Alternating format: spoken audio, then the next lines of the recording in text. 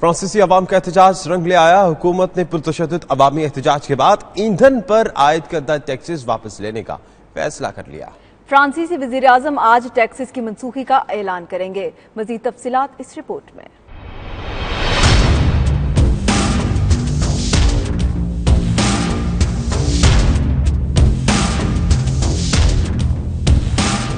فرانسیسی حکومت نے پیٹرولیم پر اضافی ٹیکسز عائد کیے تو عوام مشتعل ہو کر سڑکوں پر نکل آئے۔ پرتشدد مظاہرے کئی دن تک جاری رہے، جس کے بعد آخر فرانسیسی حکومت نے مظاہرین کے سامنے ہار مانتے ہوئے اضافی ٹیکسز عائد کرنے کا فیصلہ معطل کر دیا، جبکہ فرانسیسی وزیر اعظم ایڈورڈ فلپ آج ٹیکسز کی منسوخی کا اعلان کریں گے۔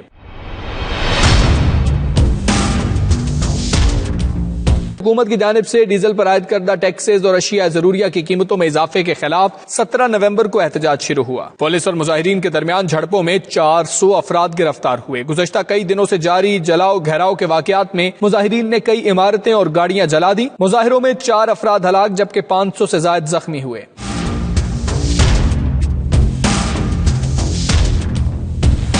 ٹیکسز کی منسوخی کے حکومتی فیصلے کو صدر ایمانوئل میکرون کے 2017 میں برسر اقتدار آنے کے بعد پہلا یو ٹرن قرار دیا جا رہا ہے۔ ادھر فرانسیسی حکومت کا کہنا ہے کہ ماحول کو محفوظ بنانے اور ماحولیاتی تبدیلی سے لڑنے کے لیے ڈیزل پر ٹیکسز لگانا ضروری ہے۔